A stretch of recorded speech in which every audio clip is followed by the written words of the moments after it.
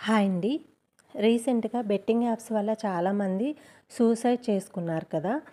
ఆ సూసైడ్ చేసుకోవడానికి కారణమైన వ్యక్తులు ఎవరైతే ఉన్నారో వాళ్ళకి యాస్ పర్ సెక్షన్ 108 ఆఫ్ భారతీయ న్యాయ సంహిత ప్రకారం 10 ఇయర్స్ పనిష్మెంట్ ఉంటుంది. అండ్ ఆల్సో ఫైన్ కూడా ఉంటుంది.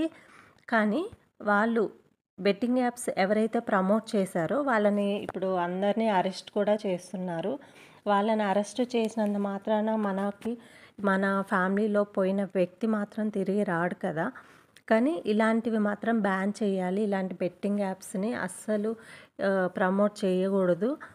అలాంటి ప్రమోట్ చేసిన వాళ్ళని మాత్రం శిక్షించాలి. చాలామంది అలాంటి బెట్టింగ్ యాప్స్ వాళ్ళలో చిక్కుకుపోయి చాలామంది చనిపోయారు పాపం. వాళ్ళ ఇంట్లో వాళ్ళ పేరెంట్స్ వాళ్ళు ఎంత కష్టపడి చేతికొచ్చిన కొడుకుని పోగొట్టుకున్నారు అంటే వాళ్ళకి అసలు ఆ కడుపు కోత తీర్చలేనిది ఆ తల్లిదండ్రులది. ఇట్స్ వెరీ సాడ్ న్యూస్ ఇదైతే. ఆత్మహత్య చేసుకోవాలి అని ఎవరైతే అనుకుంటారో వాళ్ళు ఒక్క క్షణం ఆలోచించండి. మీ ఫ్యామిలీ మీకోసం ఉంది అని ఆలోచించండి. మీ ఫ్యామిలీలో మీ తల్లిదండ్రులు, భార్య, పిల్లలు అందరూ ఉన్నారు కదా! వాళ్ళ కోసం ఆలోచించండి. ఇలాంటి బెట్టింగ్ యాప్స్ కానీ, ఇంకే ఇతర స్కామ్స్ ఉన్నా సరే వాటి జోలికి వెళ్ళకండి. ఈజీగా వచ్చే మనీ కోసం అస్సలు ఆరాటపడొద్దు. మీరు కష్టపడి జెన్యూన్‌గా వర్క్ చేసి సంపాదించుకున్నదే మీకుంటుంది. ఇలాంటి స్కామ్స్ ఏదైనా సరే మీరు వాటి దగ్గరికి, వాటి జోలికి వెళ్ళకండి. ఇలా సూసైడ్ చేసుకోవాలి అని థాట్ వచ్చేవాళ్ళు ఎవరైనా సరే, వాళ్ళకి ప్రాబ్లమ్ ఉన్నా సరే ఫస్ట్ మీకు క్లోజ్‌గా ఉండేవాళ్ళు, నమ్మకమైన వాళ్ళు ఉంటారు కదా! ఫ్రెండ్స్ కానీ, రిలేటివ్స్ కానీ, ఎవరైనా సరే మీ పేరెంట్స్ కానీ, ఎవరికైనా సరే షేర్ చేసుకోండి మీ ప్రాబ్లమ్‌ని. షేర్ చేసుకున్న తర్వాత దానికి సొల్యూషన్ ఏంటో ఆలోచించండి, డిస్కస్ చేయండి. అంతేగాని సూసైడ్ అయితే చేసుకోకండి. మీ లైఫ్ మీ ఒక్కరిదే కాదు, మీ ఫ్యామిలీది కూడా అది ఆలోచించండి. నీరు, నీడ, ఆశ అనేది ఎప్పటికీ ఒకలా ఉండదు. అవి మారుతూనే ఉంటాయి. ఈరోజున్న పరిస్థితి రేపుండదు. రేపున్న పరిస్థితి ఎల్లుండుండదు. అదైతే గుర్తుపెట్టుకోండి. ప్రతి క్షణం మనకి మార్పనేది సహజం. సో, ఇలాంటి చిన్న చిన్న ఇష్యూస్‌కి పెద్ద పెద్ద ప్రాబ్లమ్స్‌గా ఫీల్ అయ్యి మీరైతే సూసైడ్ చేసుకోకండి. ఆ టైంలో మీకది పెద్ద ప్రాబ్లమ్ అయ్యుండొచ్చు.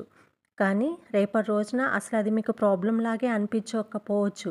మీరు ఆ క్షణం సూసైడ్ ప్లాన్‌ని మీరు పోస్ట్‌పోన్ చేశారు అంటే తెల్లారి మీకే అనిపిస్తది. అవునా! నేను సూసైడ్ చేసుకోవడానికి ట్రై చేశానా అని మీకే నేను ఇంత సిల్లీ పని చేయబోయాను అని మీకే అనిపిస్తది తర్వాత. సో, మీరు అలాంటి పనైతే ఆవేశంలో అయితే చేయకండి. హెల్ప్ లైన్స్ కూడా ఉన్నాయి. మీకు కౌన్సిలింగ్స్ ఇవ్వడానికి థెరపీస్ తీసుకోండి. సైకియాట్రిస్ట్‌ని కలవండి. ఫస్ట్ ఆఫ్ ఆల్ మీ ఫ్యామిలీతో షేర్ చేసుకోండి మీ ప్రాబ్లమ్స్ ఏవున్నా కానీ. అంతేగాని సూసైడ్ జోలికైతే వెళ్ళకండి. కొంతమంది ఇంకా చిన్న చిన్న వాటికి అంటే ఇంట్లో పేరెంట్స్ తిట్టారు అనేసి ఎగ్జామ్స్‌లో మార్క్స్ తక్కువొచ్చాయనో, ఇంకేదో చిన్న చిన్న సిల్లీ రీజన్స్‌కి కూడా సూసైడ్ చేసుకుంటున్నారు. అదైతే చాలా రాంగ్. మీరు సూసైడ్ చేసుకోవాలి అనుకునే ముందు మీ ఫ్యామిలీ కోసం అయితే ఆలోచించండి. వారు ఎంత కష్టపడితే మీరు ఈ స్టేజ్‌కి ఎదిగారు అనేసి గుర్తుపెట్టుకోండి. వాళ్ళకి మీరు ఎంతో కొంత రిటర్న్స్ ఇవ్వాలి కదా! ఎదిగిన కొడుకు చనిపోతే ఆ తల్లిదండ్రుల బాధ వర్ణనాతీతం. అసలది చెప్పలేని బాధ అది. సో, జాగ్రత్తగా ఉండండి. మీకిలాంటి థాట్స్ ఉంటే మాత్రం వెంటనే మీ మైండ్‌లో నుంచి డిలీట్ చేసేయండి. జాగ్రత్తగా ఉండండి. కొంతమంది ఇళ్లల్లో అత్తమామలు, భర్త వాళ్ళు పెట్టే హరాస్మెంట్‌కి కూడా కొంతమంది సూసైడ్ చేసుకుంటున్నారు. చాలామంది అలా కూడా చనిపోతున్నారు. కానీ ఇంకా కొంతమంది ఇళ్లల్లో అయితే వాళ్ళ అత్తమామ, భర్త మంచి వాళ్ళైనా కానీ కోడళ్ళు నేను ఆత్మహత్య చేసుకుంటాను, నువ్వు నా మాట వినకపోతే అని వాళ్ళని బెదిరిస్తున్నారు చాలామంది. వాళ్ళు చాలా మంచివాళ్ళు అయినా కానీ కోడళ్ళు కొంతమంది అలా చేస్తున్నారు. అలా చాలా విషయాలు మనకి బయటికి రావట్లేదు. బయటికి చెప్పుకోలేక ఆ భర్త, అత్తమామలు గూడా సతమతమవుతూ చాలామంది ఫ్యామిలీస్‌లో ఇవి జరుగుతూనే ఉన్నాయి. కాకపోతే అవి బయటికి రావట్లేదు. కానీ అలా వాళ్ళు భయపెట్టడానికి అనే మాట రేపటి రోజున అది నిజం అవ్వచ్చు. సో, మీరు అలా వాళ్ళని భయపెట్టడానికి కూడా ఆ మాట అనేది మీరు అనకండి. ఎందుకంటే రేపటి రోజున మీకు నిజంగానే ఆత్మహత్య చేసుకోవాలి అనే ఆలోచన అది నిజంగానే రావచ్చు. సరదాగా గూడా మీరు అలాంటి ఆలోచన చేయొద్దు. అలాంటి అసలు ఆ మాటలే మాట్లాడొద్దు. లవ్ ఫెయిల్యూర్ అని, కుటుంబంలో కలహాలని, అప్పులని ఇలా రకరకాలుగా ఉద్యోగాలు లేవు అని, ఎంత ట్రై చేసినా ఉద్యోగం రావట్లేదని చాలామంది చాలా రకాలుగా మానసికంగా చాలామంది సఫర్ అవుతూ సూసైడ్ చేసుకుందాము అనేసి ప్లాన్ చేస్తూ ఉంటారు. ఆ క్షణంలో మీరు తీసుకునే ఆ నిర్ణయం ఎంత ఆహ్, చెడ్డది అనేది మీకు తర్వాత అర్థమవుతుంది. అది పోస్ట్‌పోన్ చేసినప్పుడు. సో, ఇలాంటి ఆలోచనలైతే చేయకండి. మీరు ట్రై చేయండి. మీ లైఫ్ చాలా చిన్నది. ఒకప్పుడు 100 ఇయర్స్ బ్రతికేవాళ్ళు. అలాంటిది ఇప్పుడు 60 ఇయర్స్ వరకే వచ్చింది మన లైఫు. ఆ 60 ఇయర్స్‌లో కూడా ఎవరు బ్రతకడం లేదు. చాలా రకరకాలుగా చాలామంది చనిపోతూనే ఉన్నారు.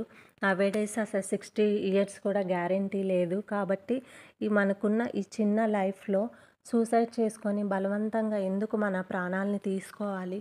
దేవుడు మనకి లైఫ్ ఇచ్చాడు. ఆ లైఫ్‌ని మనం ఎంజాయ్ చేద్దాం. కష్టపడదాం. మనం బ్రతుకున్నంత కాలం మనం లైఫ్‌తో మనం పోరాడదాం. ఏమైనా కష్టాలు ఉన్నా సరే వాటిని ఎదిరించి పోరాడదాం. అంతేకానీ సూసైడ్ ప్లాన్స్ అయితే చేసుకోకండి. మన ప్రాణం కంటే ఏది ఎక్కువ కాదు. మన ప్రాణంకి మించి అసలు ఏది అన్నీ చిన్న చిన్న ప్రాబ్లమ్స్. సో, ఆలోచించండి. మీరు సూసైడ్ ప్లాన్ ఇలా థాట్స్ కానీ ఏదొచ్చినా సరే ఇమ్మీడియేట్‌గా మీకు కావాల్సిన వాళ్ళతో షేర్ చేసుకొని కౌన్సిలింగ్, థెరపీస్ తీసుకోండి. అలాంటివి పోస్ట్‌పోన్ చేసుకోండి. డబ్బులు పోతే ఎలాగోలాగా మళ్ళీ సంపాదించుకోవచ్చు. డబ్బుల కోసము ఇలాంటివైతే చేయకండి. రీసెంట్‌గా కూడా చూసాము. ఒక లెక్చరర్ భార్య, పిల్లలు తను అందరూ కలిసి సూసైడ్ చేసుకున్నారు. సో, ఇదంతా చాలా వినడానికి చాలా బాధేసింది. కానీ అసలు ఆ క్షణంలో వాళ్ళకది పెద్ద ప్రాబ్లమ్ అయ్యుండొచ్చు కానీ, ఒక్క క్షణం ఆగుంటే అది వాళ్ళకి సాల్వ్ అయ్యేది కావచ్చు ఆ ప్రాబ్లమ్. కానీ ఆవేశంలో చేసేస్తూ ఉంటారు. సో, ఫ్రెండ్స్, నా వీడియో ఎవరైతే వింటున్నారో మీరు మీకు నచ్చితే వీడియోని లైక్ చేయండి. మీరు లైక్ చేయడం వల్ల ఇంకా కొంతమందికి రీచ్ అవుతుంది. ఏమో నా వీడియో, నా మాటలు విని ఎవరైనా మోటివేట్ అయ్యి అలాంటి ఆ థాట్స్ ఎవరికైతే ఉంటాయో వాళ్ళేమన్నా చేంజ్ అవ్వచ్చేమో. సో, ఆలోచించండి. ఒకవేళ మీకు ఈ వీడియో నచ్చితే ఒక 5గురికైనా షేర్ చేయండి, లైక్ చేయండి, సబ్స్క్రైబ్ చేయండి. Thank you.